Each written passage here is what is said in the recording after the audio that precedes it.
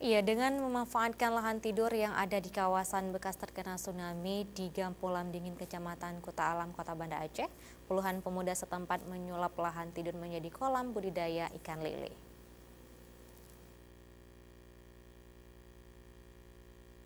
Bisnis penangkaran ikan lele jumbo di Kota Banda Aceh sangat menjanjikan karena permintaan ikan lele tersebut sangat tinggi.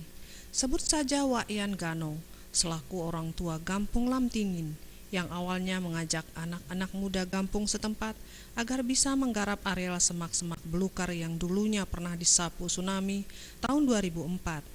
Kini menjadi kolam ikan lele jumbo. Penangkaran ikan lele jumbo di area lahan tidur banyak menerima orderan dan pesanan dari rumah-rumah makan dan restoran yang ada di Kota Banda Aceh dan Aceh Besar, maupun dari daerah lain di Aceh. Wayan menyebutkan sudah 3 tahun menjalankan usaha budidaya ikan lele jumbo ini dan banyak suka duka yang mereka lalui hingga sekarang ini. Penangkaran ikan lele jumbonya masih tetap bertahan memenuhi kebutuhan pasokan ikan air tawar di Kota Gemilang ini. Ditambahkannya harga jual kepada pedagang yang mengambil langsung ke kolamnya per kilo mencapai Rp18.000. Insya Allah sudah hampir 3 tahun. Jadi ini saya sekarang ini orang tua di sini Lorong 4 Gano. Kami kesepakatan dari orang tua, kecil-kecil kepala roh semuanya. Jadi karena ini lahan ini memang ada orang punya, tapi nggak pernah melihat. Jadi lahan tidur.